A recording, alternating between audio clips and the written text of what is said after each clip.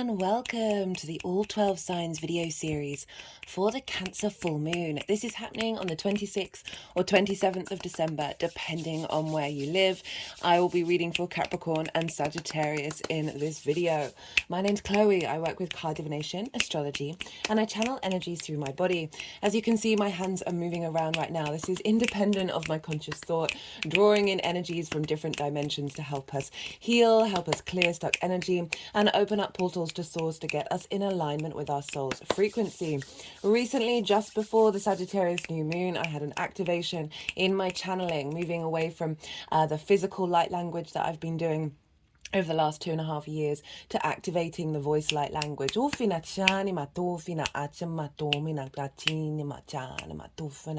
Please bear with me with this as I'm integrating it. I don't always get words in my head when I'm doing it in order to translate. Sometimes it is just the light language itself, and this is all affecting you whether you consciously are aware of what it's all about. It's helping activate codes, clear energy, and just really bring the messages together. So bear with me with all of that. For those of you who know your time of birth, I recommend you check out the sign that falls in the first house. This is your rising sign, where your ascendant is. All the signs will be as if they're in the first house, so the astrology will link closest into that. However, this doesn't invalidate you looking at any other part of your chart, perhaps your sun, perhaps your moon, because we're dealing with a lunation transit here.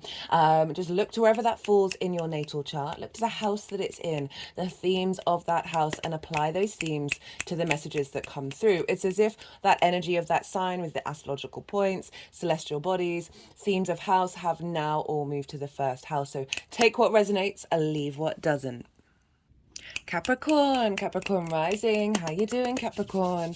For those of you tapping into the Capricorn energy and it doesn't fall in your first house, look to the house that it does fall in, look to the themes of that house and apply those themes to the messages that come through. It's as if that Capricorn energy, with all the connotations of your natal chart, astrological points, celestial bodies, themes of house, have now all moved to the first house. So take what resonates, leave what doesn't. Okay, so we're doing a reading for the Cancer full moon. It's happening on the 26th or the 27th of December, depending on where you live.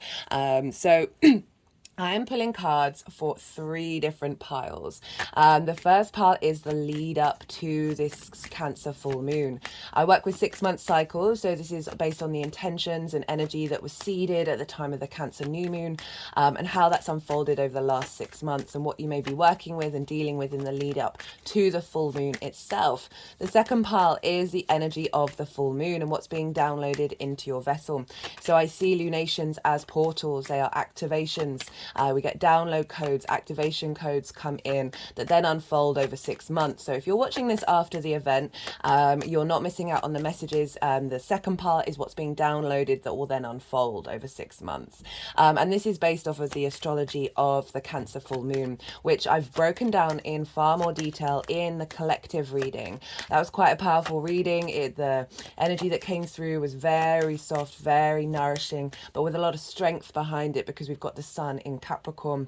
So you might want to go and check that out for a deeper understanding of all of that astrology, because I break it down in way more detail than I will be in these readings. And that is the baseline energy for the second pile, and obviously the tarot will add on layers on top of that in relation to the Capricorn area of your life. The third pile is how all of this energy is manifesting moving forward. Now, I just want to say quickly, I've been saying it in the introductions, but in case you're not watching those, regulars, new viewers alike, hello and welcome. I've been channeling energy through my body physically with physical movements for the last 2.5 years.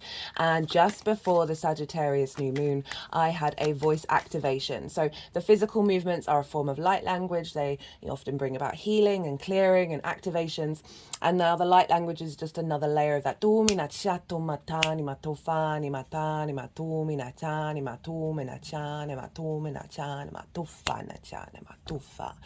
So this may, I'm still integrating it, so I don't often At the moment, I don't often have words in my head while I'm doing it as a translation. Sometimes I do.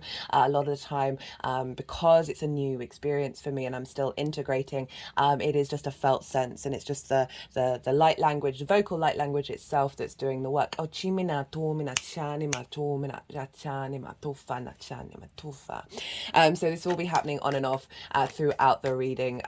So do bear with me. The Cancer collective reading, the Cancer full moon was the first collective moon reading that I've done with light language. It was pretty powerful, and there was a lot of translation going on in that one, and a lot of channeled messages, which I will talk a little bit more about as I go through this reading. Right, regardless of whether Capricorn is your rising sign or not, this moon is happening opposite your sign, Capricorn. Oppositions are ruled by Saturn. This can bring about limitations, frustrations, restrictions, right? Whenever we have oppositions, it's about wanting to be in balance, and so often that is highlighted by areas by showing where you're out of balance. Saturn also represents integrity and commitment and walking your talk. And when we're dealing with an opposition, you're dealing with self and other. That we are incorporating, and we're really wanting to bring these two signs into balance, and honor both paths and commit to the freedom of each interacting with one another, and not negating one side or the other. So that's the opposition, and we deal with that with every full moon. Speaking of full moons, so I often see three main themes show up for a full moon, and the first one is trigger time. This is when so often police stations, hospitals and schools, the collective at large, can get a bit crazy around a full moon. Howling at the moon is a very common iconology. And why is this? Well, the full light of our sun, our vision, our clarity, our commitment, our purpose, our animation, our will, our conscious thought is beaming over the whole of the sun. The whole of the moon, which is our unconscious body, our emotional body, and our intuition. Where are our needs being met? And not being met, and how do we nourish ourselves and others? And where our needs are being met or not being met is often where the triggers come up. I see this as, even though it's difficult, that a situation may come up where you get triggered, other people may get triggered, your situation, it can be obviously incredibly difficult and emotionally fraught. However, I do see these as offerings from the sun and the moon. We've got the light of the sun, of our conscious mind. We're able to see things in the unconscious, in the depths of us, see those points where our needs have not been met or where we're not being nourished. And this can get flared up. And it's an offering because so often things in our unconscious space can be hidden from us for so long that it might be something that comes up that you may have not come across for years, right? And so this is a offering from the sun and the moon saying, hey, look over here. This is something that, oh, excuse me, I've just got something in my throat. Apologies for that. It seems to only really happen when I'm doing readings and not one-to-one. Right, so what was I saying? Yes, so this is the offering of saying, hey, this is something you need to look at. This is something you need to sit with and work with and integrate over the next 6 months maximum, right? So could be a short amount of time, could be a longish amount of time. It all depends. And coming out the other side of it, yes, it's difficult at the moment, but coming out the other side, it actually really provides support. It provides a tool for you to work with over the next 6 months. So that's the first theme. The second theme is, so often when we're doing the inner work, shadow work, however you want to call it, it's very much in the mental sphere. And what we really need is a more holistic incorporation of that inner work. And that's so working with the emotions, working with your soul, working with your physical body. Now, I see this second theme as very closely linked into the needs of the physical body. Where a situation may crop up that is mirroring a past story, a past limiting belief, a past trauma response, whatever it is that comes up and you're like, why is this showing up? I've done the work. I thought I'd worked on my manifestation. I thought I'd cleared this out. Well, so often this comes up. I find that it is when we can handle it, when it's not ingraining trauma and it's not ingraining the things that it's bringing up. It is letting you know, it's providing you a situation for you to then walk through and come out the other side and realize, oh, that didn't affect me at all, or in the way that I thought it would. You can still bear witness to the difficulty of the situation, but there's a level of detachment, and this helps dissolve some residue trauma in the physical body, because the body feels like it's walking into a situation where it's been in danger before, and then it is able to walk through that and come out the other side and go, oh, I'm fine. This isn't part of my framework anymore. This isn't part of my vibrational frequency.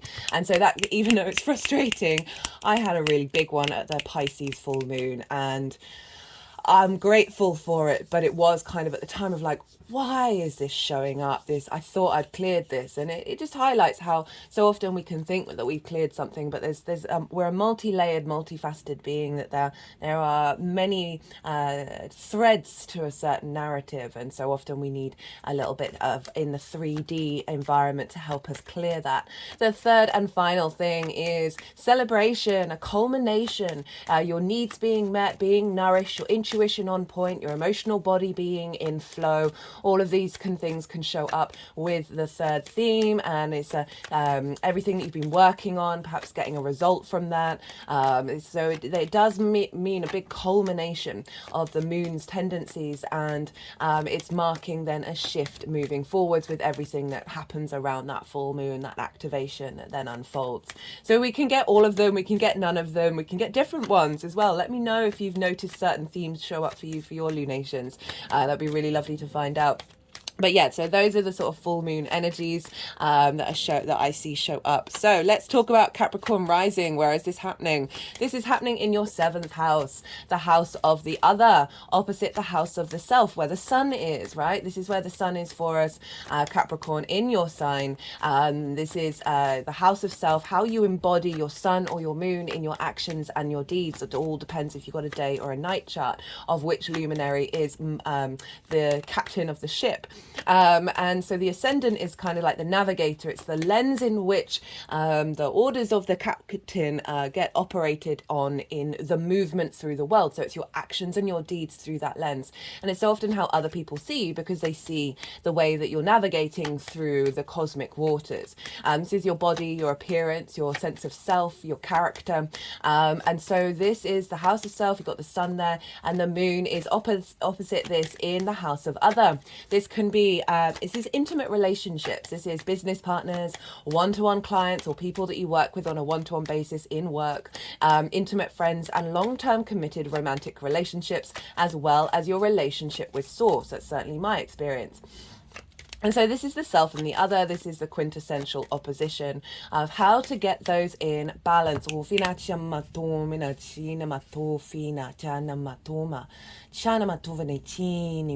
hand is just over my heart chakra at the moment.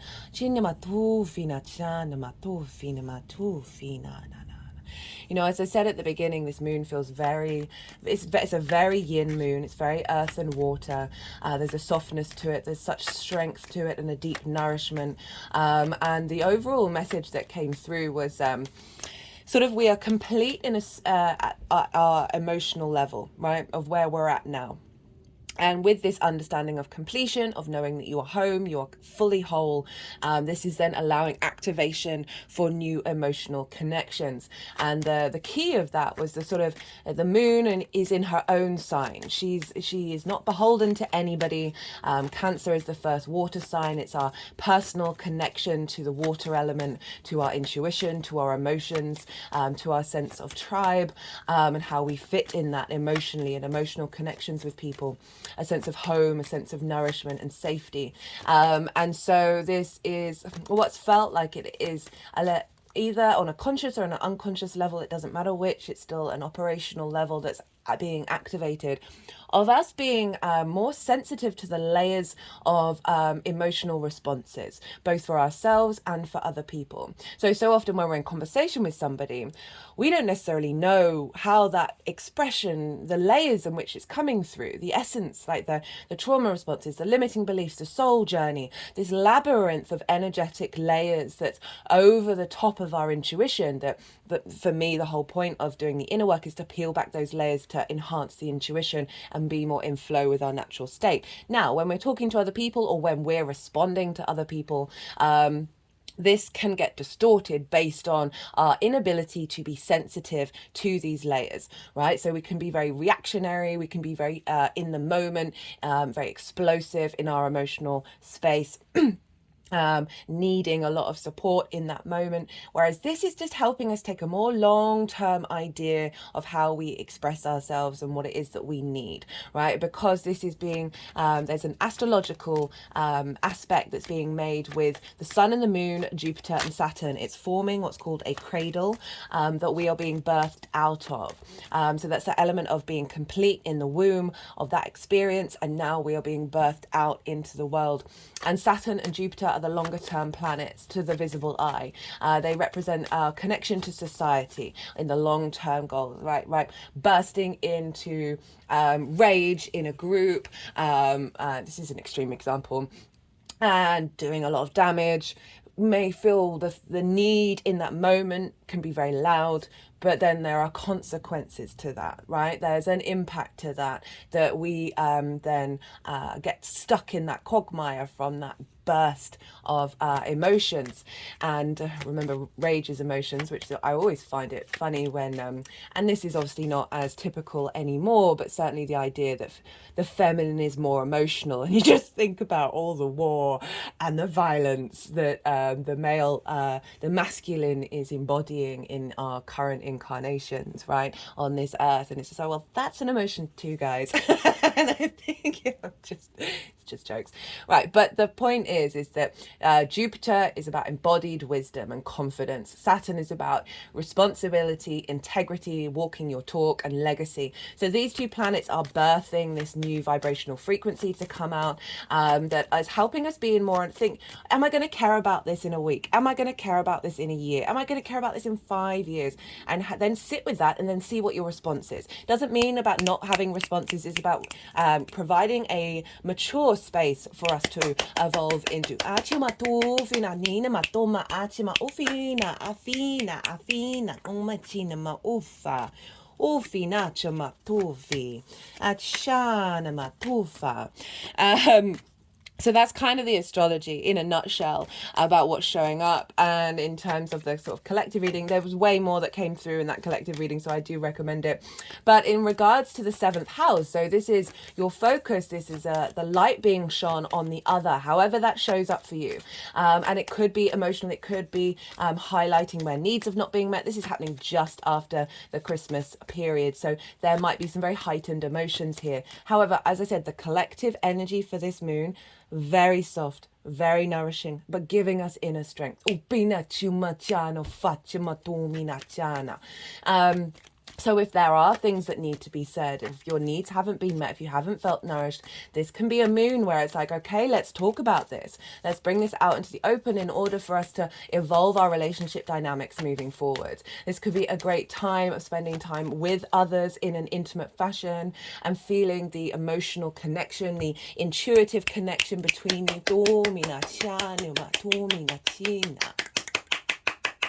Ufina pomina chana, ufina chimatuma. This can be a culmination of your ability to intuitively understand your needs in relation to the other, and not prioritizing the other and sacrificing the self, and vice versa. This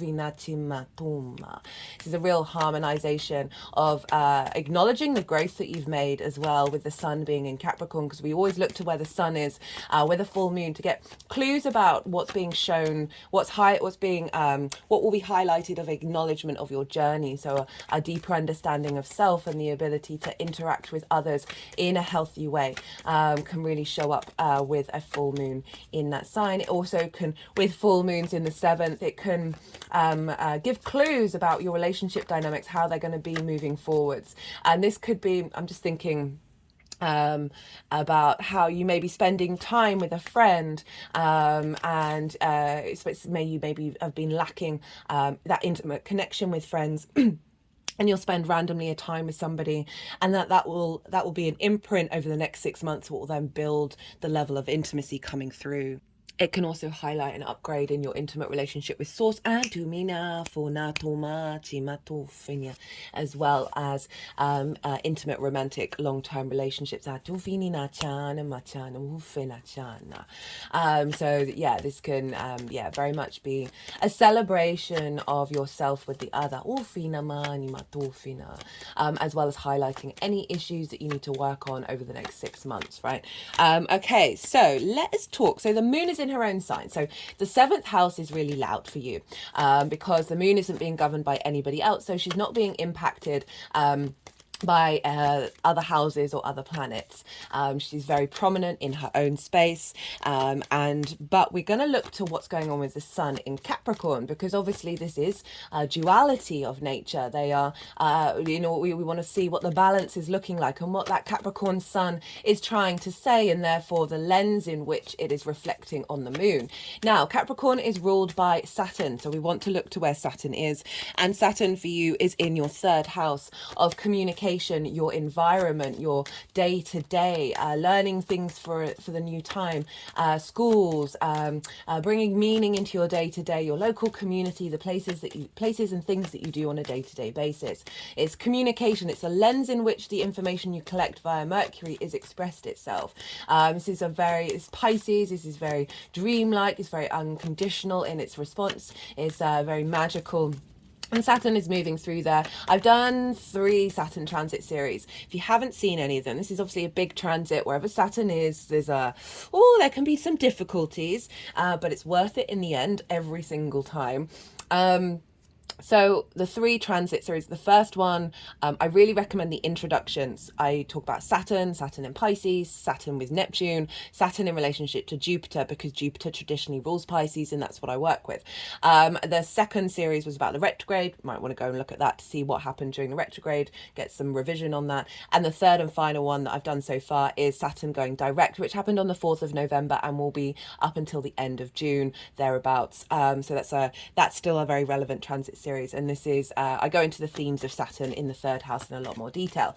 So Saturn is giving you responsibility and duty in your day-to-day, in the way that you communicate. May have provided restrictions and frustrations around this, but overall is trying to get you to walk your talk, very literally, finding meaning in your day-to-day, bringing legacy into your day-to-day. I love the 3rd house because it's the house of the goddess. It's where we bring the perspectives of the 9th house into our day-to-day, and that is the point of existence in my humble opinion. So the 3rd house is influencing the 7th, and what can that show up like? Well, your ability to communicate your needs in intimate relationships, your ability to bring the meaning of your day-to-day, bring connection of the day-to-day and your environment into the 7th house of those relationships.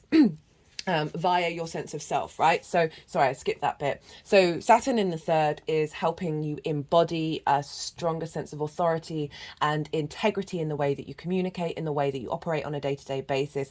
And so these day-to-day things, the meaning that you're finding, the way that you're communicating is then reflecting on the sun, on the moon, of these relationship dynamics wanting to show up that match that. Now, Saturn is in Jupiter's sign, so we want to look to where Jupiter is, because Jupiter is impacting what's going on with Saturn, and Jupiter is over in your 5th house of creation energy. This is the house of joy. This is where we get play, amusement, games. This is linked into children, both your literal children you work with, creative things you birth into the world that are your creative children, as well as your inner child. And this is also a place of romance, the pleasure principle, and dating. Now, the pleasure principle can apply to everything. It's not just linked into romance. It's us finding joy in every moment. Now, Jupiter's been there for a while. It's been retrograde. It's retrograde at the time of this moon. It is going to be going direct. So if you've not seen the Mercury retrograde series, I really recommend it. I talk a lot about the astrology that's going on now and that's going on till the end of January. It's huge. It's linked into Mercury and Jupiter are both going direct Jupiter at the end of the year, Mercury on the 1st or the 2nd. Great time to set intentions and a lot of forward momentum. By the end of January, all the planets are going to be going direct. And that is after a very long period of many retrogrades. So we're going to see a lot more momentum moving forwards in your 5th house. Now, Jupiter retrograde in the 5th, restrictions around these things, questionings of faith around this. Jupiter provides elevation, wisdom, expansion, a sense of deeper knowing, a sense of faith. And with that comes confidence and opens up the space of abundance, opportunities, and luck. It's a very jovial, very generous planet. Now, retrograde, those things can get restricted and they go inward, and it becomes a questioning of faith, a questioning of bringing together, a questioning of abundance. What does this all mean to you? And so often when we have Jupiter retrograde, it helps us question things rather than taking everything as read. It helps us go deep into the depths of ourselves and embodies wisdom within us, in our physical senses, right? Really leaning into finding wisdom in what your senses are telling you. And this would have been heightened during the retrograde to really bring depth to that and our connection to that, which is then going to kick off at the end of the year. So Jupiter in the 5th house of creation energy, of your joy, you may have felt a diminishment in your joy with that one, but now this is impacting, making sure this depth of wisdom and your relationship to what is creation energy to you, what is pleasure, what is joy, what is your relationship with your inner child or with children, and all of these things may be cropping up that is then feeding into Saturn and saying, hey, we're bringing depth here, we're bringing stability that is going to serve you for the next 12 years, which is the Jupiter cycle. And all of that is feeding this depth of understanding, this inner expansion of your creation energy, even if it may feel restricted, is bringing deep inner wisdom that's pouring into the way that you communicate, pouring into the way that you find meaning into your day-to-day, affecting your embodiment of that, and then that's influencing how these relationship dynamics are being activated.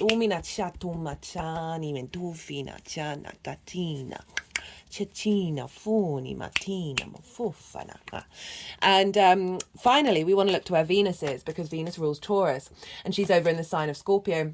And this is in your 11th house of hopes and dreams, friends, groups and alliances, and reaping the benefits from your 10th house. Venus moving through there has you can often meet feminine energy coming in and highlighting the value of your work. You might have someone want to hire you or give you a bonus or something like that.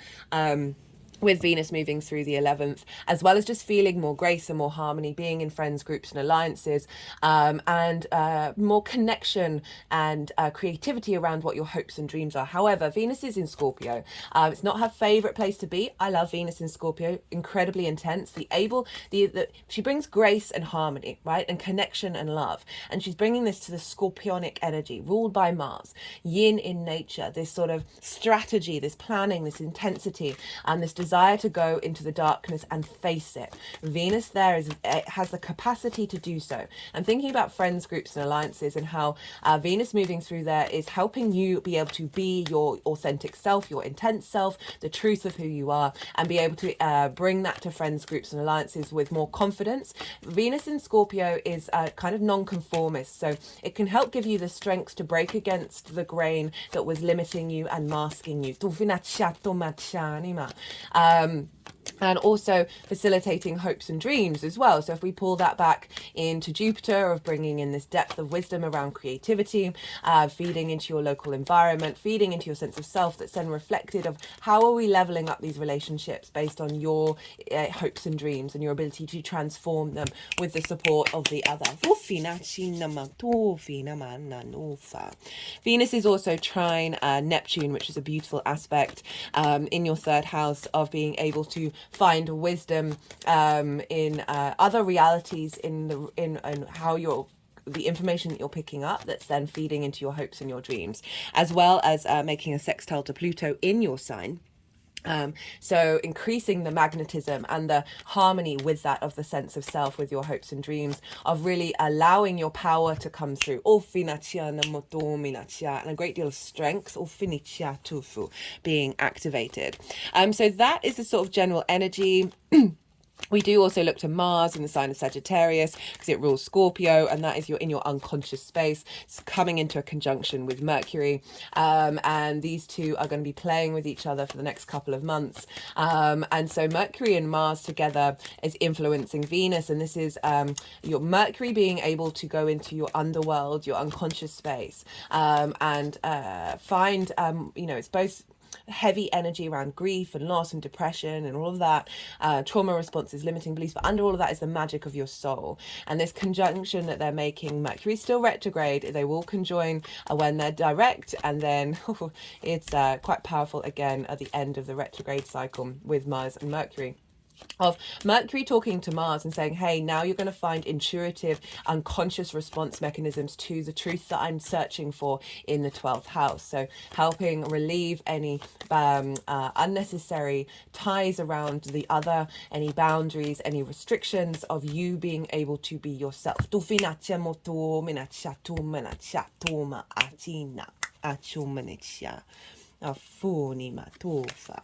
Okay, so they've put the deck down, and that's kind of everything that I wanted to say.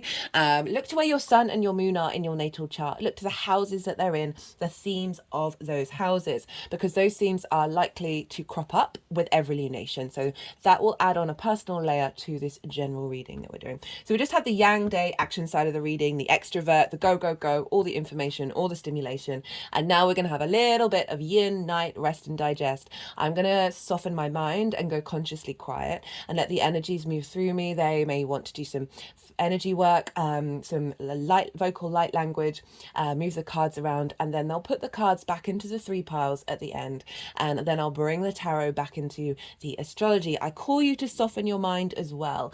You just had loads of information. Let it all settle in your unconscious space. Don't try and force it, and then see what intuitive hits are coming up for you. You may be watching this before the full moon, and we often feel that in the lead up, or afterwards, and we're still working with that, and then just see what's coming up for you on a personal level. Let me just move this down a little bit.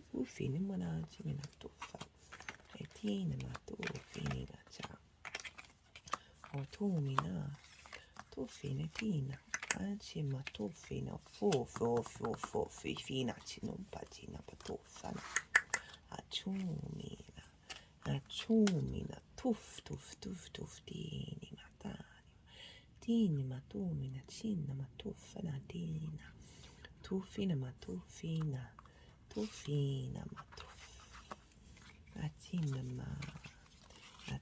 matumina titufina pa etima pufini matina etimi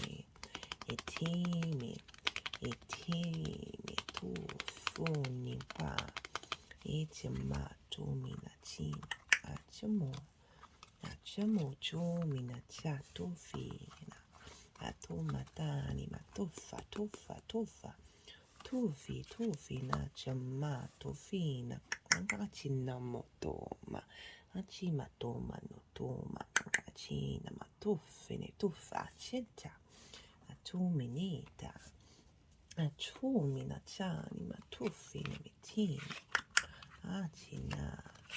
achina mofi achina mofa nachano mutufi atuma tina ofina tufa ofini tufa atima tume dimi atumina tani matufu fine pin atima tumina china atima tumi tina ufunu ufina tuma tani matona temana chama tumina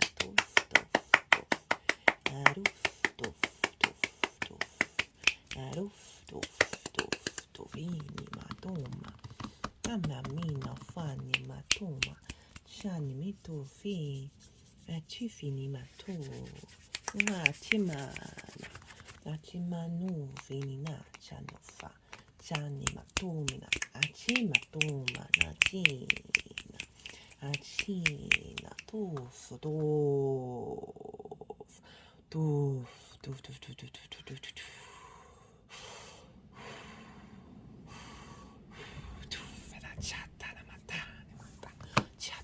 China anima ufani anima domina achima tufa achanima toma achanima domina achima domina tina atumina tina mofina chana fina. Chima tofa. Adamina. Otomita. Okay, so Capricorn, for the lead up to this full moon, you got some heavy stuff showing up. This card has shown up a lot for everyone, and it's not surprising if we're thinking about Cancer, the full moon, our personal connection to emotions, and how it's felt for the channeled message of we're kind of making peace with certain things and elevating our experience. Got the Nine of Swords with the Chariot. These wanted to both sort of be separate, so it feels like you've been going on two separate journeys. So this is kind of from the new moon in Cancer that happened during Cancer season. And we've got the Nine of Swords with the Chariot. Both of these cards involve difficult sensations and then cards that represent movement. So very powerful combination. Nine of Swords, this is anxiety, depression, worrying about a lot of things, having a lot on your plate, a lot of different ideas and constructs, and trying to figure out what they all mean to you. So often when we get this card, well, when this card comes up, I like to bring up the fact that so our mind needs a lot of energy. And when we worry about things, we produce cortisol and adrenaline. Now, the mind then these are very easy hormones to produce. And so the mind gets a lot of energy from this, from the emotions that you feel, from the things that it shows you or tells you. And it's not saying that you may not have had problems that aren't worthy of worry and concern, but we can get very much stuck in a loop with that. The mind will then reach for that because it's a very easy energy option. And it's just trying to get as much energy as possible. And it takes, I always like to focus on the roses here of a way of breaking that cortisol and adrenaline cycle is just focusing on something that in that moment brings you a flash of joy and retraining yourself. So I say that for those of you who might be going through it. It is your mind. Your mind is an addict for the thing that it needs in order to thrive, okay? And we just need different practices in order to break out of that. And society isn't built that way. And so it takes a little bit more effort, right? So the Chariot. The Chariot is the Cancer card. This is about victory. This is about movement away, a movement incorporating everything that you've experienced with this sense of confidence within yourself. You see this figure, it's not holding any reins, trying to guide where the Chariot is going. It's not trying to control the situation. It understands it has all the resources that it needs in order to navigate the world. There's a real sense of, as I said, that confidence and that sense of victory. It's got the Empress's crown, there's the Magician's wand, the symbols of the High Priestess, and the lingam and the yoni, and the wings of the Lover's card. So it's acknowledging the journey that you've been on, and you've gained a lot of inspiration, you've gained a lot of wisdom through all of these experiences, and you're able to move through the world with more confidence because you've activated things within you. And helping you move away from this anxiety. So it seems like whether these are things that have come up during this time or just an energy that's shown up that's linked into past cycles that you've then spent time working on and finding the confidence to move away from that dynamic. Even if it may be difficult, the Chariot is moving through the world. It doesn't mean that the things it comes across and the events that happen aren't going to be difficult, but this is a confidence of being able to tackle those things. We then got the Five of Cups and the Eight of Cups. The Five of Cups is very much linked into grief. They're looking at the Three of Cups that have fallen over, this sense of flow and abundance no longer being there, this sense of being with like-minded people, of feeling celebrated, feeling abundant. When this card shows up is highlighting, as I said, either past experiences that you're then working with and helping transmute, or situations may have come up over the last 6 months that triggered those things, that put you in that space of grief and had called you to sort of work on that, right? And the reason why I say that is because we've got the Eight of Cups. And the Eight of Cups is about leaving a situation that feels comfortable and going to get a higher perspective. So this can be all sorts of things. This could be leaving a relationship, right? We're dealing with the 7th house. Leaving a business partner. Working through your relationship with Swords, as well as intimate friends that you may have engaged with. Like feeling like there's a disconnect there. There's a disconnect to the intimacy that you're seeking. Working through and finding inner strength within yourself. This can also be love language and neglect habits that we have, that we formed in our early years, coming from our parental figures, based off of ancestral and soul lineage. That feels very comfortable to our unconscious mind because it's deep in there, but actually forms patterns of neglect and feels patterns of codependency. This, for me, is very much the card of acknowledging those things and making that difficult journey of walking away and incorporating new formats in your unconscious mind.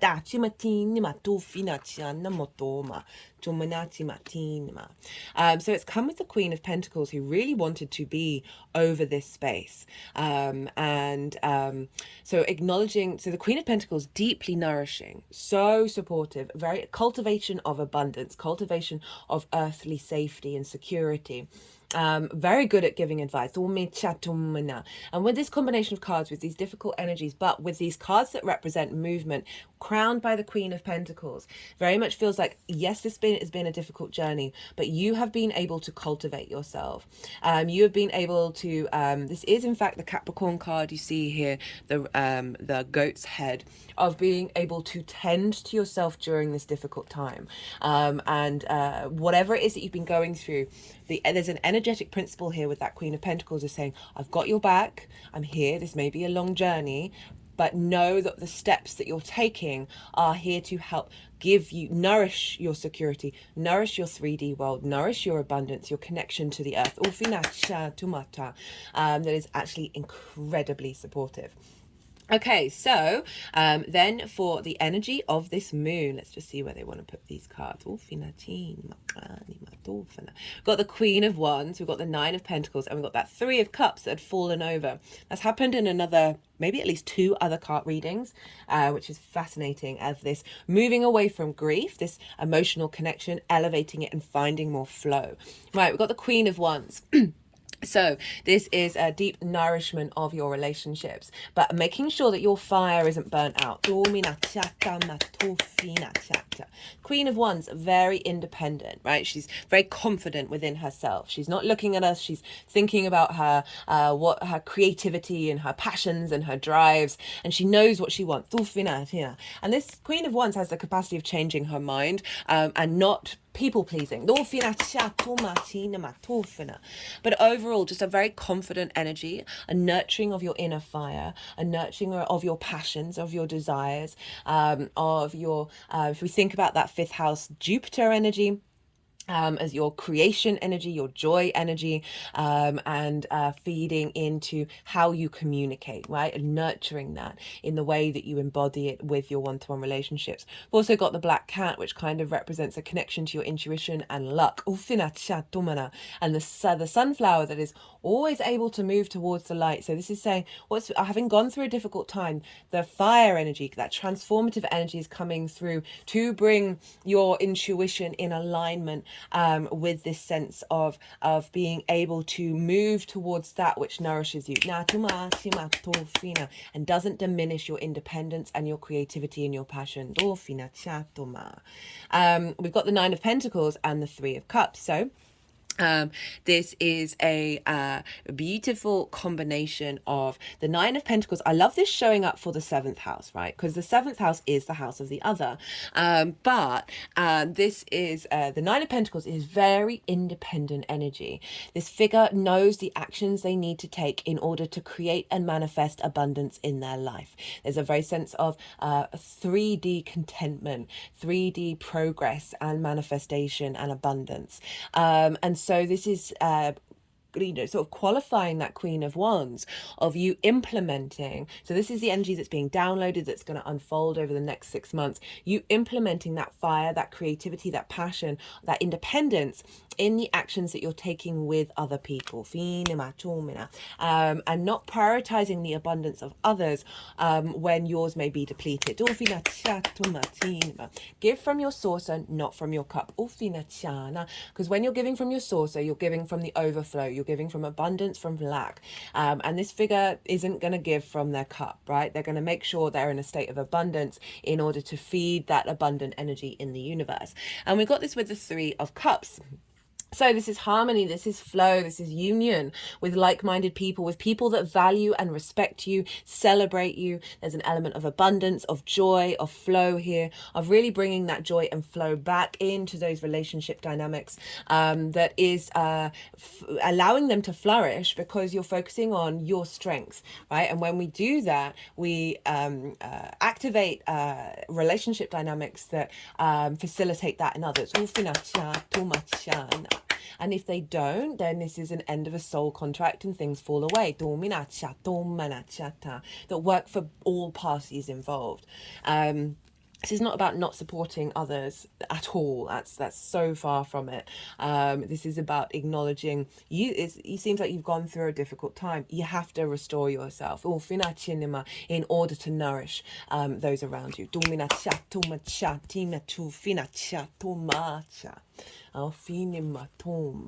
And then we have the energy manifesting moving forward. We've got the Ace of Pentacles and we've got the 10 of Cups. This is a powerful combination. We've got Ace, we've got renewal, we've got a new way of being. It feels like the work that was done with the Queen of Pentacles is going to fully flourish. Like this new framework is going to unfold, that's allowing you to operate from your being, like that Capricorn energy, from a higher perspective. We go through the portal and we see the mountains, which does represent this sort of higher mind state, and we've got obviously the mountain on the Eight of Cups as well. And there's also a lot of abundance here. There's the flowers of the magician, which is sort of saying that you can create anything you want in this 3D realm from this from this higher perspective, but also enjoying the 3D world as well.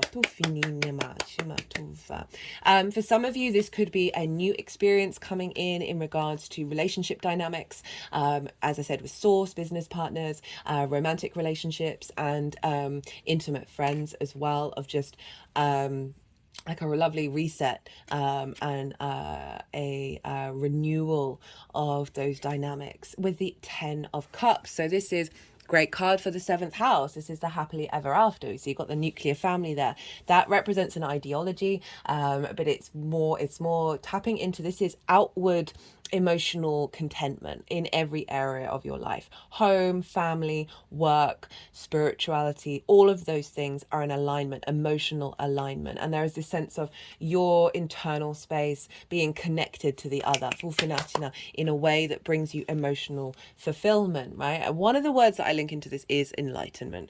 It's a strong word, I appreciate that, but this is the only rainbow in the tarot. And rainbows for me they're obviously a refraction of light, but it always takes me back to the chakra body, where we have these chakras all over our body that represent different colors as well. So also, chakra in Sanskrit is wheel, and if we turn this on the side, these do look like wheels. They look like the vortexes that are the chakras. So being in alignment in your emotional body when it comes to your relationship with the other, that is just a beautiful message. Right, I'm going to get some clarifiers for you, Capricorn. Let's see what wants to come through. This is the first light tarot. Let's see what wants. Oh, no, I can just feel that they want to do some energy work. Okay, so I forgot to mention at the beginning, there's loads of oracle cards on the table, and I pulled these before I did the collective reading. And I'm going to be doing a separate oracle reading after I finish this transit. The message is very beautiful. You know, I talked about the birth in the astrology of out of the cradle, and then we've got the womb card, birthing a new age. And then we've got the animal, which is really interesting in relation to that leveling up of our emotional responses, right? That mammalian body that can be traumatized in a way that we're not even aware of, and very fearful and very mindful of their survival mode. And this is wanted to do a lot of work with the animal and the crystal skull of wisdom, which is clarity, divine healing, and high vibrational energy. So it's really soothing the wounded animal within us, that needs that survival safety mode. Right, let's get some clarifiers. Whoa, no, that's a bit too many.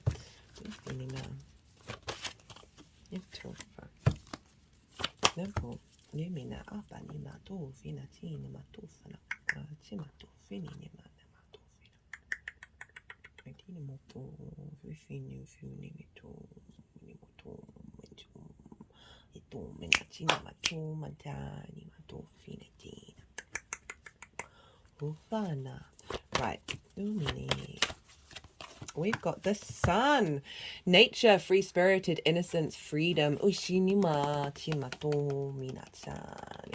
that's kind of mimicking the journey that you've gone through with these difficult cards. And then there's that fire energy of the Queen of Wands coming through, of wanting to be free, wanting to be able to be free with the other in a way that isn't diminishing or distracting any experience. It's a big ask, I know, but what we can strive for. Right, let's get another card. This is from the numerology deck. Let's see what wants to come through for my lovely Capricorns. Pluto is going to be leaving your sign, guys. Moderation in reverse. And we've got relationship change. Okay, so you've been working on this dynamic. You've been working either on your understanding of who you are with the other or your understanding of the other. And so really bringing in this movement away from that worry and fear over what is the other up to? What is the other doing of that Nine of Wands? Sorry, the Nine of Swords. And just feeling very overloaded with your own internal space, probably linked around self-worth and all of these things, that grief of that loss of perhaps not feeling so much in your flow when it comes to the other. And I love that the relationship change is showing up and saying, no, something's being activated. We've got two tens here as well. So there's an element of completion with this full moon and then activation into the next level. Love that we got moderation in reverse, of saying, like, whatever limitations there've been or restrictions, there's now an opening up in the emotional body for these relationship dynamics to bring in more joy, to bring in more resonance in the 3D realm. Okay, Capricorn, I am going to leave it at that. I hope you enjoyed this video. Be good to yourselves, Capricorn. Be good to those around you. And most importantly, be well until we meet again. Sagittarius rising, how you doing? All right, for those of you tapping into the Sagittarius energy and it doesn't fall in your first house, look to the house that it does fall in your natal chart. Look to the themes of that house and apply those themes to the messages that come through. It's as if that Sagittarius energy, with all the connotations of your natal chart, astrological points, celestial bodies, themes of house, have now all moved to the first house. So take what resonates, leave what doesn't.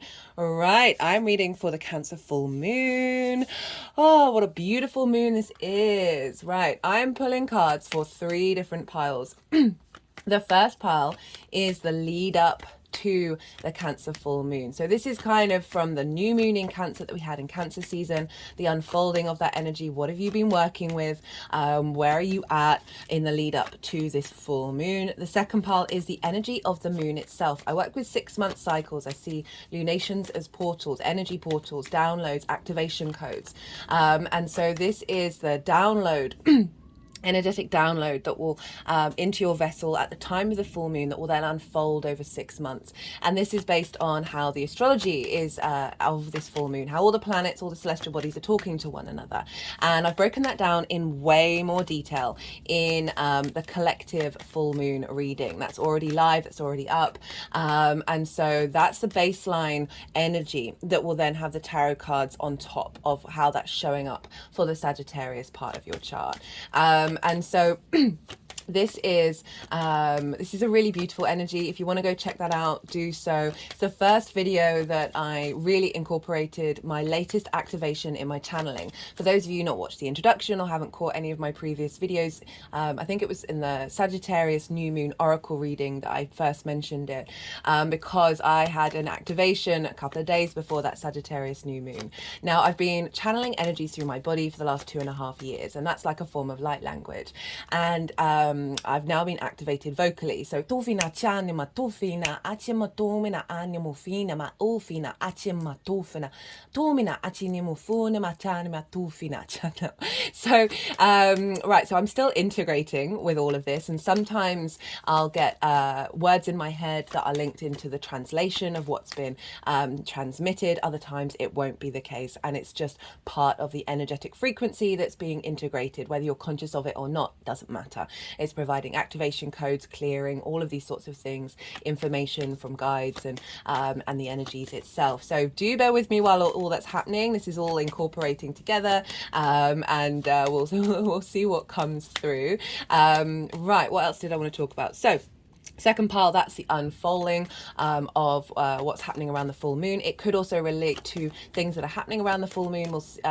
If that happens, that will usually pop up in my head, but mostly I focus on this 6-month cycle. So if you're watching this after the event, you're not missing out on anything.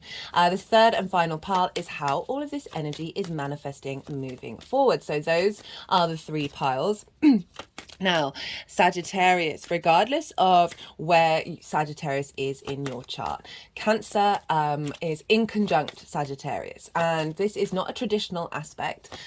This is when we're working with 6 different energies, and so Sagittarius, you are fire, you are yang, you are mutable. Cancer is water, it is yin, it is cardinal. So 6 different energies trying to figure out how to work with one another, and in conjunct can be quite discombobulating. It can require a bit more hard work. It can be crossed wires, frustration, and overall just a bit like a tiny, just involves a little bit more effort. Once you kind of realize that, okay, we're working with 6 different energies, it's like herding cats. But once you figure out that that's the role, you've got to herd those cats, you then start to break out of convention because you're working with 6 different energies. You're able to create with 6 different energies. Fire and water is such a beautiful combination of that fire, that passion, enlivening the emotional body.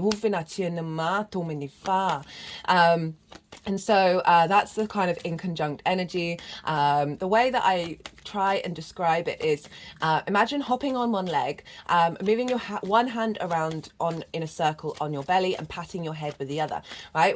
Human beings can struggle multitasking, and this is why this can be a bit difficult, this energy, because you're dealing with lots of different things all at once. But once you kind of get into the rhythm of it, you're sending off new neural pathways. As I said, you're breaking out of convention. It's very inventive, very innovative energy, even if it might just feel a little bit discombobulating. Okay, so that's the overall energy, regardless of where Sagittarius is in your chart.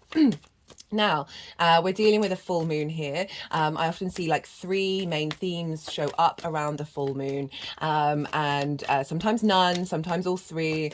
There's other themes as well, but these are the 3 main ones that I see. And the first one is trigger time. Now, so often police stations, hospitals, schools, collective at large can get a bit rowdy around the full moon. And why is this? Why do we kind of get triggered around this time? Well, that is because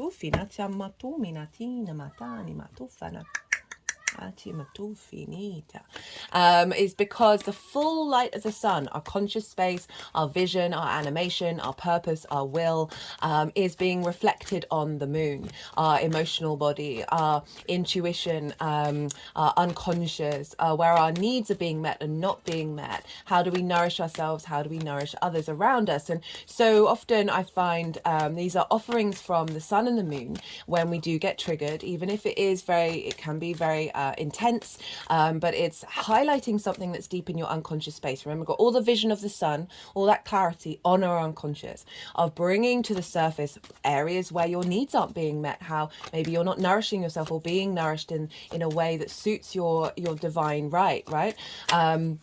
And so this can bring up triggers, but as I said, it's an offering, because so often we might not notice things in our unconscious mind. That's the whole point, isn't it, really? And that we may take years to get to this thing that has been released over the full moon. And so even if it may be difficult at the time, when you come out the other side, when you let the dust settle, this is a tool and a resource to help go, hey, look at this. We need to sit with this. We need to unpack this. We need to hold space for it, give it love, see where the root of it is coming from, and then work with that over the next 6 months. It might not take 6 months, maybe very fast, but this is a very helpful tool with our inner work. The second thing is, so often when we're doing inner work, it's often a very mental sphere, and what we really need is a more holistic integration of that inner work. And so this is the emotional body, this is our soul, but most importantly with this theme, our physical body. Our physical body holds a lot of trauma. It holds a lot of response mechanisms based on previous situations where they have felt unsafe and needed to be in survival mechanism. And so you may have worked through things mentally, and I've had this happen to me a fair amount of times. Last massive one was the Pisces full moon. That was it was one of those things where it was like, I can see this is it's a mimicking of a previous experience, and I was frustrated because I was like, oh, I thought I'd work through this, and then it showed up, and it was frustrating at the time. It wasn't that it wasn't something that I couldn't observe and be like, this is nonsense, like this is bizarre, but I wasn't triggered in the same way. I then came out the other side of it, and my body was like, oh, I'm safe. I don't need to hold on to that energy in the same way. And so it really helps dissolve and integrate the trauma responses or the limiting beliefs that you've been working on that inner work, and helps activate a new frequency that's already within you, but it's just helping the other layers get into harmony with that. So that's the second phase, second theme. The third is a celebration of all the hard work that you've put in, this visual, your needs being met, your being nourished, nourishing others, your intuition on point, your emotional body being in flow, a real sort of a highlight of perhaps a reflection on the work that you've done. You may get clues as well around the full moon of how this download is going to unfold. So you may get a situation that hasn't happened for a while, that is a resonance of how this is then going to build and build and build over the next 6 months. So that's the kind of energy that can show up around a full moon. Yes, it's a culmination, but it is activating a new layer that we then unpack over the next 6 months. So where is this happening for you, Sagittarius rising? Well, this is happening in your 8th house. This is the house of the outside world's resources. This is can be linked into big chunks of money. That can be bonuses and commissions. It can be inheritance, both 3D and 5D inheritance. The very magical house. Edgar Cayce, a very famous psychic, had a stellium in the 8th house. So our ability to activate the resources not only in the 3D world, but with the outside world. It can be taxes, mortgages, loans, those sorts of things. And it also is the give and take between you and the outside world, the sharing, the transference of resources, time, money, things, energy, intimacy. It's kind of like the relationship dynamics with you and anything other than you. So that is the bigger outside world, your dynamic with that, whether you've received support or not, or it can be your one-to-one relationship dynamics, giving too much, taking too much. How is that in flow? As well as your relationship dynamic with source, like. And that's where the cosmic inheritance can kind of come in, especially when we've got a full moon in this house. So that's the 8th house. It's a very transformative house. There's an intensity there because it's dealing with exchange, right? And that is a constant part of our lives, and we're constantly transforming. Okay, what do I want to give? How do I want to be? How do I want to receive? All of those things are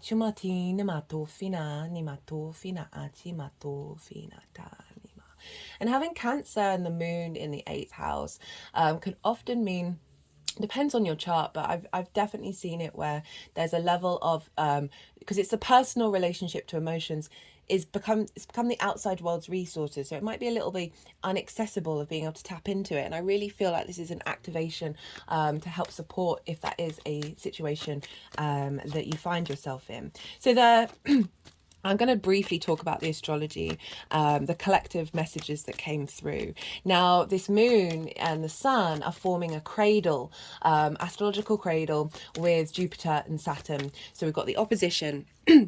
We've got the sun in sextile to Saturn, Saturn in sextile to Jupiter, Jupiter in sextile to the moon. So it's forming this vessel, this cradle. And then we've got trines from Jupiter to the sun, trines from Saturn to the moon, forming the structure of it. So we've got these two outer planets, the biggest visible outer planets. They link more into our actions in society rather than our personal experiences. And they're longer term planets, right? Jupiter is 12 years, Saturn is 30, and they are birthing us with this new vibrational frequency in terms of our emotional responses that are serving us in the long term. So the message that came through was, I am complete. This is a representation of a completion of an energetic emotional level, right?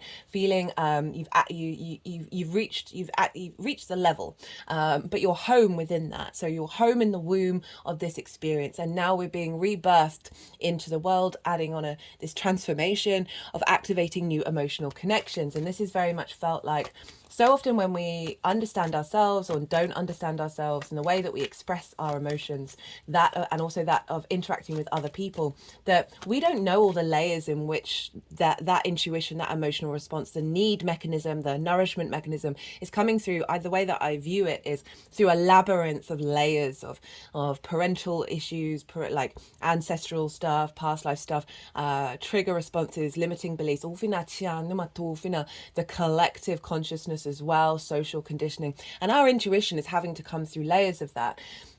And this feels like we've, through a lot of the readings so far, and over halfway, a lot of it's highlighting kind of like grief and difficulties in the lead up to this, but also a lot of strong cards are saying you spent the time working through it. So that new moon was activating, helping us come to terms, come to this completeness. And then the full moon is activating that, and then bringing our ability to be, whether conscious or unconscious, it doesn't matter, it's still being activated, of a deeper sensitivity to the layers in which we interact with emotions. And so I gave the example of, say, you get really enraged over something and then you go cause some chaos in that moment. That it has a longer term social consequence to that. It's not about not feeling the emotions, but certainly it feels like it's giving you a pause in order to then operate from a place that's more mindful. The energy of that moon felt so soft, so nourishing, but there's a strength behind it because of that sun in Capricorn. Okay, so that's the sort of general energy that, and the main sort of message that came through in the collective reading. Well, that's such a beauty. Like the energy that was coming through in the sound of my voice, just my natural speaking voice, was just so soft and so subtle, and so just this warmth, this like being held by the mother. This is a very yin moon because we've got the outer planets and Venus all in earth signs. So earth or water signs, I apologize. So very yin, very receptive, very nourishing. There's an element of strategy, of long-term energy, right, with yin energy.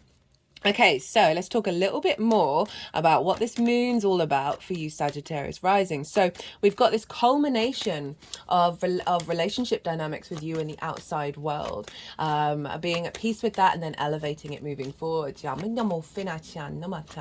deepening of your connection to source and that relationship dynamic, as well as coming to peace with elements of scarcity with the 8th house, of not getting what you needed and finding real strength within yourself to sort of navigate those emotional dynamics.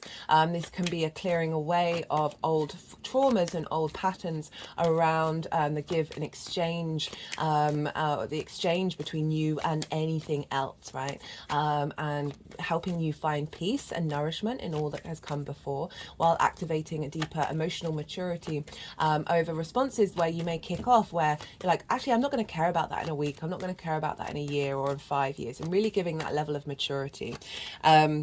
And the maturity comes from Saturn and Jupiter. Saturn wants us to be integral, wants us to understand our own authority, understand our legacy, and putting in the hard work around that. And Jupiter is a deep space for wisdom and expansion. And as a deep, with that wisdom comes an inherent confidence that can provide opportunities and luck and a sense of expansion for us. And they're supporting this moon.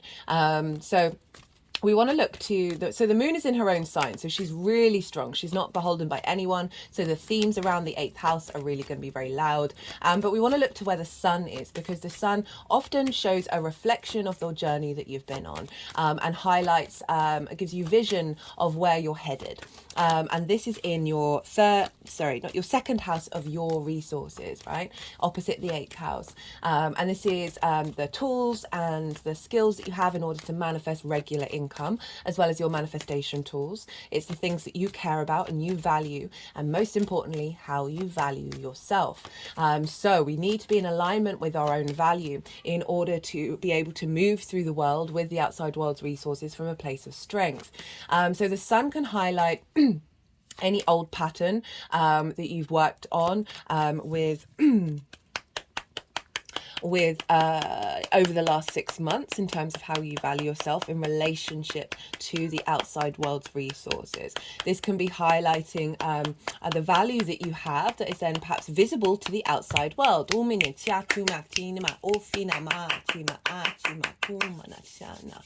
And so the sun is helping provide support, and it's obviously the full light of the sun is on the moon. So we want to look to what's going on with the ruler of Capricorn, which is Saturn. And Saturn for you is in your 4th house. This is your roots and your foundations. This is your ancestors, your both blood and soul lineage. This is your parental figures, the roof over your head, and the things that you do in private. Saturn's been there for a little while now.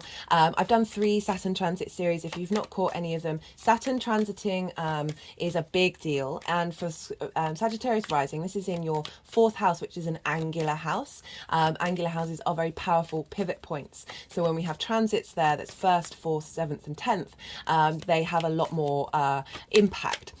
So Saturn being in the 4th, you might want to check that out. I would recommend the introductions of series 1 because I break down Saturn, Saturn in Pisces, Saturn with Neptune, Saturn in regards to Jupiter, because Jupiter traditionally rules Pisces.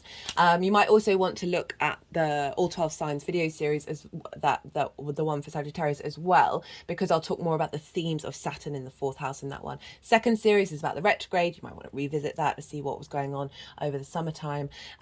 And then the final one, which is the most recent, is for Saturn going direct, which happened on the 4th of November, and will be around going retrograde around the summer next year. So that's a transit series that's still relevant to what's going on now. Regardless, right, so Saturn moving through the 4th, more responsibility at home. More duty, could be linked around parental figures, reconnection with the ancestors. Saturn can come along and stress test your foundations. That's what it does just generally, and it's in the 4th house. It's going to do that a lot more in order to make sure that the foundations that you do have are going to last the test of time. Saturn can help you understand your own innate authority in the foundational space, your own integrity, and the legacy of those foundations. So we've got the 4th house influencing the 8th here. Influencing the 2nd, which is then influencing the 8th. So Saturn's trying to get you to know your own authority, and therefore know your own value and your own commitment to your foundational space that's influencing how you value yourself, and therefore giving you a great deal of strength in relationship to this new birthing of your dynamics with the outside world. And because Saturn is in Pisces, we want to look to where Jupiter is. So not only are Jupiter and Saturn impacting this moon by aspect, but they're also doing so by rulership. And Jupiter is over in the sign of Taurus. And this is in your 6th house of work, health and routines. This is the adult in the room. Jupiter's been there since May. And Jupiter represents wisdom, expansion, cohesion, a bringing together, and then expanding outward. There's a real confidence that can come with Jupiter because of that wisdom, because that sense of faith and knowing of self wherever Jupiter is. And it, can lead to opportunities, luck, and a sense of abundance. However, Jupiter has been retrograde for quite some time. All of those themes then get restricted and kind of, it's more of an inner journey. You're bringing depth of understanding around what is it that you want from the way that you take care of your health. How do you want your routines to be? How do you find wisdom in those things? How do you bring wisdom to the way that you work? Because the 6th house is the lens in which you utilize the tools of the 2nd in the way that you work. So it's how you understand things. And Jupiter moving through there is going to give a great sense of deepening of your wisdom in the way that you work and the way that you take care of your health. However, this is now an inner journey. Jupiter's going to go direct just after this moon. If you haven't seen the Mercury retrograde series, I recommend that, Sagittarius, because it is retrograding into your sign. I talk a lot about the astrology around the new year and January as well. Everything's going to start kicking off, right? Jupiter and Mercury are going to be direct right at the beginning of January. Uranus is going to go direct, and that's going to mean all the planets are going to be direct by the end of January. It's pretty wild. So all of this restrictions, this going inward, this questioning of things, this bringing depth and nuance and finding new pathways that we've had with all these retrogrades over the year we're then going to have a forward momentum. So Jupiter in your 6th, you may have felt just restricted around the way that you work and your understanding of your health and routines, questioning it, bringing depths of deep wisdom to it. And this is opening up space to pour into Saturn, of being like, let's bring this inner wisdom, this inner depth and confidence that you've been establishing with all the questioning, of really knowing, oh no, this is what I feel, right? Jupiter in Taurus is helping us connect to the physical senses and how we receive wisdom from them. And so this wisdom of our inner space, of our senses, is pouring into this moon via your 4th house of your roots and your foundations, making there in alignment with the way that you work, and you finding joy and abundance in the way that you work with that Jupiter energy, and of connecting to your health and making sure that your foundations are strong. All of this is feeding into the way that you value yourself and the skills that you have in order to bring into the world, that is then impacting this relationship dynamic of making sure that you're prioritizing yourself.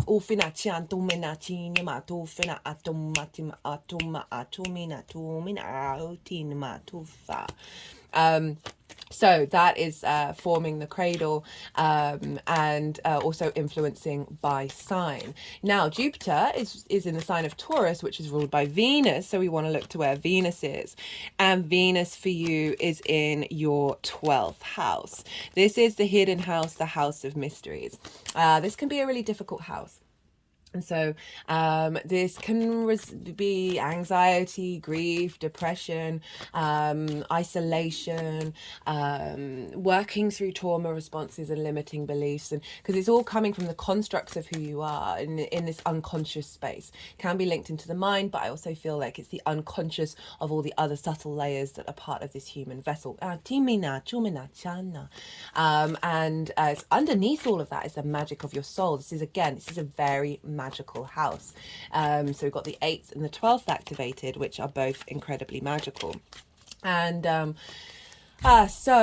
Venus moving through there. This is the first time since the South Node has been there. So she's clearing up a lot of what that South Node transit was all about. It's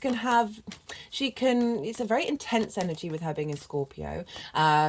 Scorpio can be very non-conformist, and so their Venus is very comfortable being able to express her love, her commitment in an unconformist way, the way that finding harmonies, going into the darkness and being able to face those truths. And so Venus is helping bring a sense of harmony to any difficulties, and then activating the magic within you and bringing connectivity and creativity to that, and really allowing that to flourish. And so Venus is impacting from the unconscious space, the way that we take care of ourselves. The 6th house where Jupiter is like the adult in the room, and so often we can neglect ourselves. We can't through previous experiences, we can struggle being that adult, and Venus is helping bring support of us having the strength to be able to transform that which is in the unconscious, bring that intensity, that passion into the way that we work, and liberating that. So it's really helping your ability to find strength within yourself is what I'm getting with this, that is then going to be reflected by the outside world.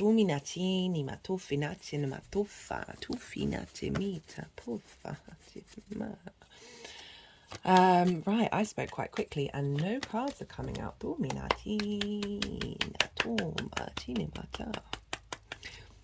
Venus is also making aspects to Neptune in Pisces. It's a trine, and so they're talking to each other. Neptune is bringing in a new reality into your home life, your roots and your foundations, and Venus is finding harmony with that, with your soul's magic in the 12th house.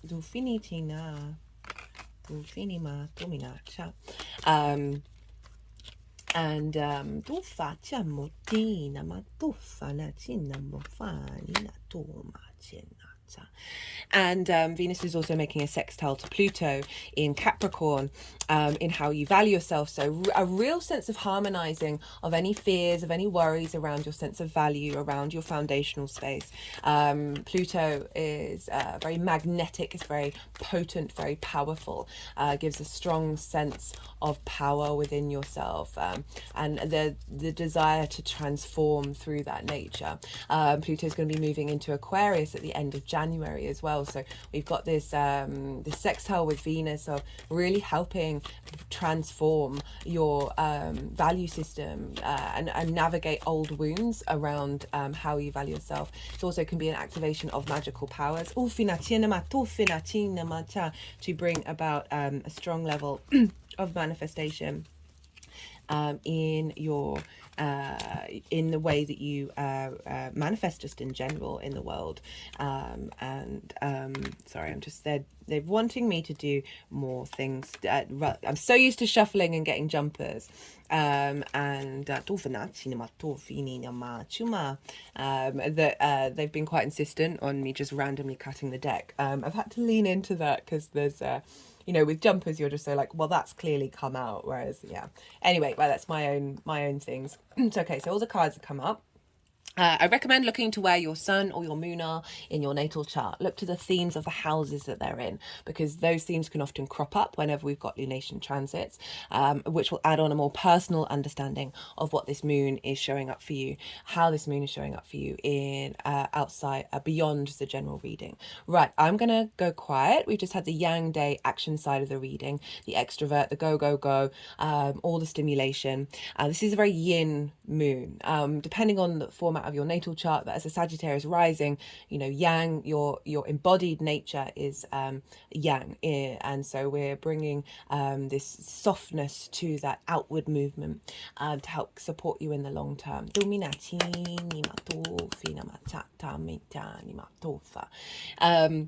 And so now we're going to have a little bit of yin, night, rest and digest energy.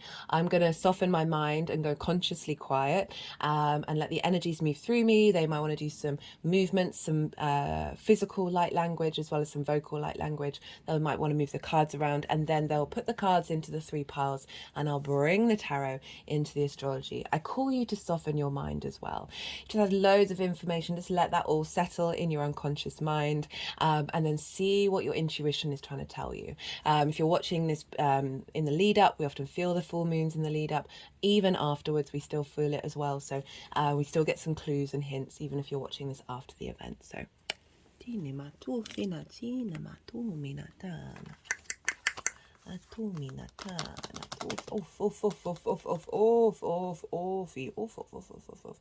I've noticed when the energies make that noise, it's a clearing of quite some heavy energy.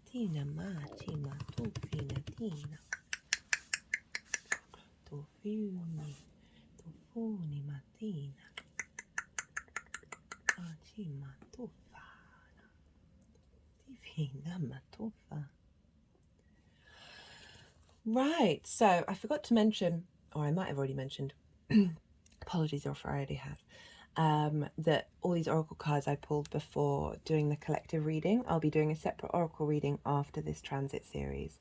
And they were doing a lot of work with the animal, which is really interesting in relation to our personal connection to emotions, and how we can be so disconnected from them, as well as them being very accentuated in extremes, and of like calming that mammalian body. And this is the crystal skull wisdom, clarity, divine healing, and high vibrational energy. So there's a acknowledgement of the journey, and then bringing in a new vibrational frequency that is helping us navigate the new landscape that we're all collectively walking into. Okay, so the energy leading up to this moon. So as I said, this is kind of what you might have been working on since the Cancer new moon, and this is this Nine of Wands, the Seven of Pentacles with the Star, and the Knight of Wands. And just before I forget, they were doing a lot of work around the head, of clearing that out, and just generally with the Knight of Wands, which arguably is a very Sagittarian energy. It's there's a movement, there's the movement of fire, and you are mutable in nature. I've got the Nine of Wands. Now, the Nine of Wands with the 8th house is feeling like you're having to do everything by yourself. And this is, you know, you're still sticking to being you, but you feel like you're not getting the resonance that matches that frequency, right? That everything's a bit of a conflict energy. Everything's, you've got to be on the defensive. There's resistance there as well. This card struggles to change the tactics, right? But it's there's such strength here of not giving up. But there is this sense with the 8th house of perhaps feeling quite isolated from the outside world in terms of the give and exchange. And same with spirit energy. Oh, my third eye is just getting quite heavy. That there may have just felt like there just isn't the reception, there isn't the care, there isn't the exchange. It's all very much you doing what you need to do for you, and feeling quite burnt out by that. And we've got this with the the Seven of Pentacles. And again, this is about planting new seeds and growing and tending to things and being very mindful. But what's come through is this frustration, right? So when you're growing plants, you have the comprehension that they could get huge is mind-boggling, because the amount of time that it takes for the growing process. And there can be an element of frustration of like, I've planted these seeds, but I'm not really getting the return back. And the frustration with that, and just feeling, again, not necessarily feeling supported, and feeling like you're putting in a lot of hard work and not seeing the results of it. We've got this with the Star card. Now, for most of the readings, they've had some difficult energy show up at the beginning of like that new moon, allowing us to work through these things. So events may have happened that may have triggered this, as well as just generally these emotions and these sensations showing up within you that you then spend time working on. We've got the Star. This is deep healing. This is both earth healing and galactic healing. She is unclothed. She is unmasked. She's so much her authentic self. And so with the Star card showing up with these two cards is of saying this is an acknowledgement of the healing that you've been doing, that's helping you reconnect back to yourself and helping you really find your independence, and not needing to conform to the outside world, which is, you know, what I always try and focus on with the 8th house of, you've got to be in alignment with you before the outside world is in alignment. I mean, sometimes there's other powers at play that's kind of override any difficulties you may be having, but just in general, the more that you're at peace with yourself and you know yourself, the more that you are able to be in dynamics that previously may have upset you, or may have felt like that you're the last man standing, when there's a real confidence that comes with the Star. This is acknowledging your hopes and your dreams and your own stardom. And it's come crowned by the Knight of Wands. So this is the embodiment of that journey of you trying to put this now into practice, of this healing that you've done, this of being able to be your unique self. This might have meant you've gone off on an adventure as well, because it is movement. Knights embody their element. They embody their suit of your passions, your creativity, your independence, your courage. So through this difficult, frustrating energy, you're able to do some deep healing and then create energetic motivation within you to embody yourself, right, in the way that you move through the world.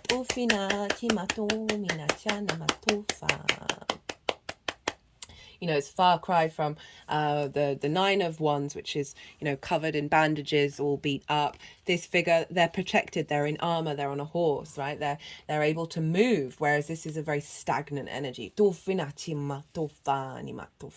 there's a real shift that's happened over the last 6 months for you, Sag. Okay, for the energy of the moon itself, we've got some super powerful cards. Must remember, you've got 2 sevens and 2 6s, by the way. So that's there's been a lot of duplicate numbers showing up, which is showing rebalancing. Got the Tower. Don't be scared. Love the Tower. We've got the 6 of Cups. We've got the Hermit. We've got the 7 of Cups and the Ace of Swords. So this is the energy that's coming down into your vessel that's going to unfold over the next 6 months. And I really like it. The Tower card is saying structures, old emotional responses, old engagements with the outside world, they're being pulled down. So you see here, all the chaos is at the top, but the foundations are still strong. So we're linking back into Saturn being in your foundational space. Of this energy is coming in to disrupt in a really great way. So any disruptions you're gonna be able to look at with ease, like, because there's an inherent knowing that the things that are falling away are not serving you in the long term. This can be also breaking down barriers in regards to your connections to other people and connections to source energy. Any blockages in your physical vessel, in your mind, in your emotional body, that's kind of stopped any intuition or channeling or connection to source, that can show up with the 8th house. But overall, a very transformative energy. We've got it with the 6 of Cups. This is the biggest house in the tarot, and there's a real sense of safety and security that this card brings. 6 is a very protecting energy. You're being offered the ability to look to the past with abundance and to be able to smell the roses. So this is why I'm saying I'm not worried about this for you at all. This feels very much that you're clearing out and making peace with whatever's come before in order to then bring abundance emotionally moving forwards. Again, with the 8th house and the sort of the 5D side of it, this is sort of past life energy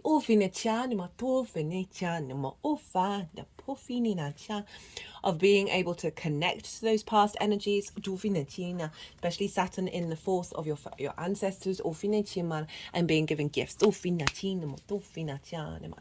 move forward with grace and power. But overall, just any difficulties around not feeling supported, not getting the resources that you need, giving too much and not receiving anything, this is putting that all into perspective, emotional perspective, that helps bring a sense of balance, which is showing up later on. I got it with the Hermit, 7 of Cups, and the Ace of Swords. Now, what I really like about this is highlighting the strengths of you as an individual, right? The Hermit is very independent. It's on top of a mountain. It has the wisdom of the star within its lantern. It is guided by its own internal journey. It's connecting to your inner space rather than seeking things from the outside world and receiving great wisdom from it. And the Hermit, people would travel far and wide for the wisdom of the Hermit. So it's saying you don't have to pull at the outside world's resources. This energy coming through is allowing you to step into that embodied wisdom of the Hermit, and then be able to, I'm just thinking Virgo is in your 10th house of your career and life purpose. This is the Virgo card of being more in alignment with you. And then that is drawing towards you situations. And then we've got the 7 of Cups. So we've got moved from the 6 to the 7. The 7 for me, I love the 7. This is about options and choices and dreams and fantasies and being able to hope and dream again and explore different avenues. It's also for me the channeling card. I'm thinking about the 8th house of moving away from sort of restrictions and limitations and frustrations to being able to be more in flow and be able to connect to source energy and connect to different ways of channeling and receive wisdom with this. as well as having lots of new emotional connections and pathways with other people. That is matching in alignment with your hopes and your dreams. And it's coming with the Ace of Swords, which I love the comment, because this can be a bit of fantasy, a bit of delusion, a bit of cloudedness, right? But if that ever crops up in my head, I always mention it first. But I rarely get that with this card. That's not how this card resonates for me. It's the pure joy of contemplation of many different things, rather than being in a limited mindset, right? That Nine of Wands, very singularly minded. Not a bad thing, but everything in moderation, including moderation. But I love that this is showing up with the Ace of Swords. We've got mountains again. This represents divine clarity, truth as close as you can get to it, seeing things clearly from a higher perspective, a new mindset in the way that you interact with the outside world. Having a deeper sense of clarity with that, the wisdom of the hermit, of yourself and your value, of your foundational space, of the way that you work, and how you can bring these gifts and skills that are being activated from the outside world's resources into the way that you embody your work. Okay, for the energy manifesting moving forwards, we've got all Pentacles. We've got the Six of Pentacles, Knight of Pentacles, and the Nine of Pentacles. Oh, so we've got 2 9s, 2 6s, 2 7s. Goodness me. So this is the balance that I was talking about. So this is how this is all going to unfold and manifest moving forward. This is about, so this follows the Five of Pentacles, which comes up a lot in 8th house transits, because that's scarcity. It's a feeling left out in the cold. It's not feeling supported, not having resources. This is the card that follows that, which is bringing things into balance and creating new the ability to bring to be able for these figures to stand on their own 2 feet and be able to thrive in the world, right? And so with this, of the resources of the outside world, whatever was lacking is coming back into balance. With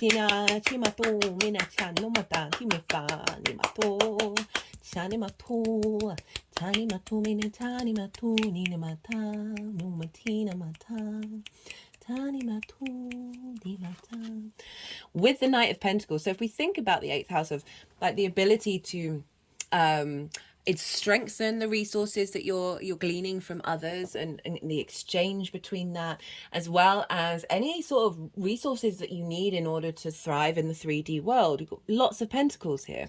We've got the Knight of Pentacles. This is slow and steady wins the race, right? This figure is the slowest and biggest horse. You're going to get where you need to get to, but it may take time.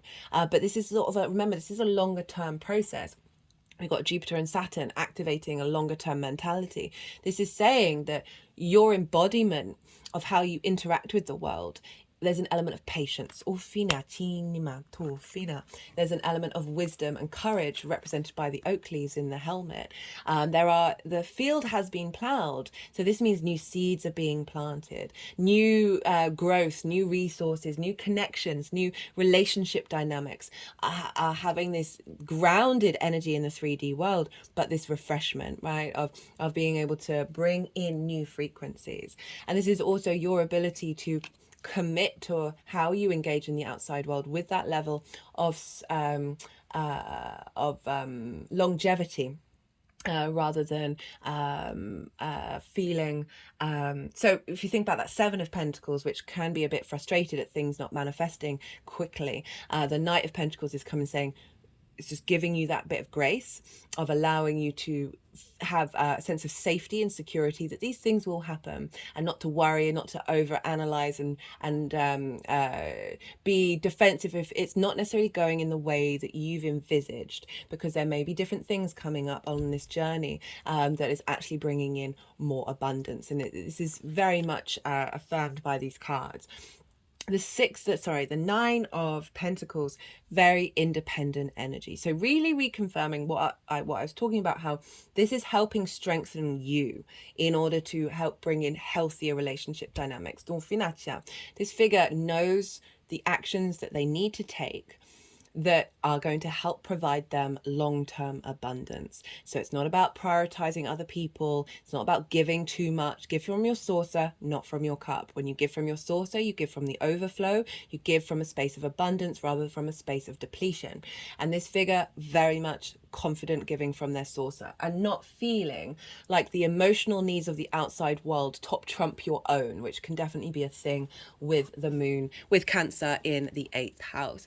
This figure knows that they're going to make decisions that may not please everybody in the moment, but are actually serving long-term independence and strength and abundance.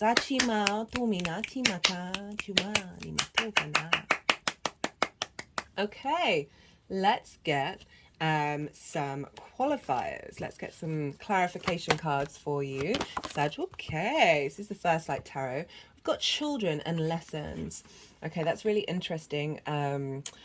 So with Venus in the 12th house, a lot of love language can be stored there. A lot of stuff can be stored there of response mechanisms that we have towards the outside world that may be based on your connection to your inner child, and what you as a child experienced, and the lessons that that child has gone through, and how those lessons are being nurtured and nourished by this moon, which is often linked into the mother, of getting that in alignment with of not being, just not having distorted opinions and views, and therefore mental constructs of what the how to give and how to receive, right, and the importance of that, and being in balance with that one.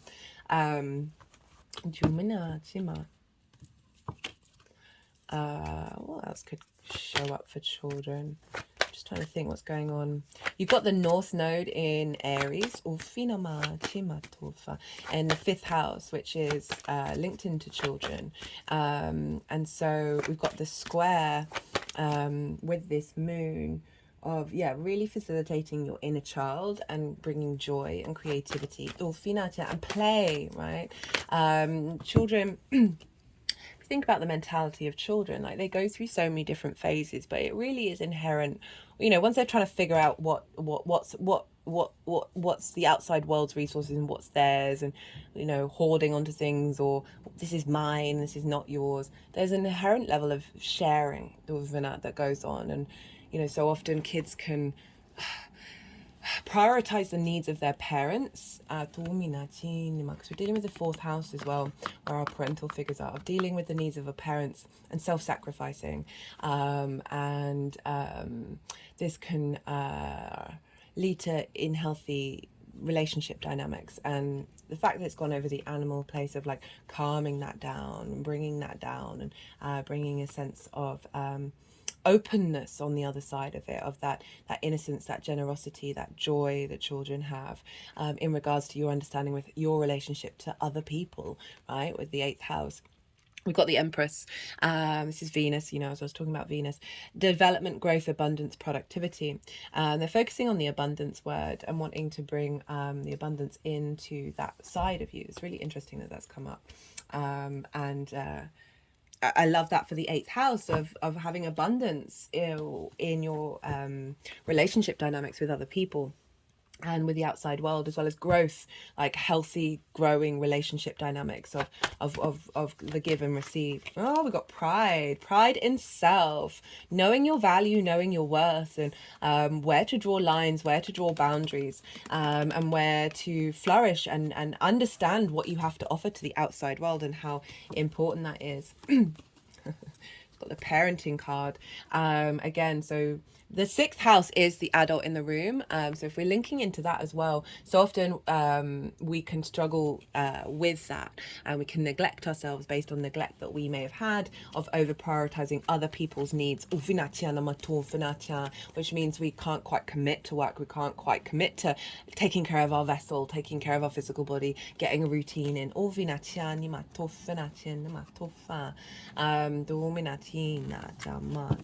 that's bringing in a lot of wisdom and a lot of rebalancing of that dynamic, that relationship dynamic with the Empress, which is beautiful. Right, I'm going to leave it at that.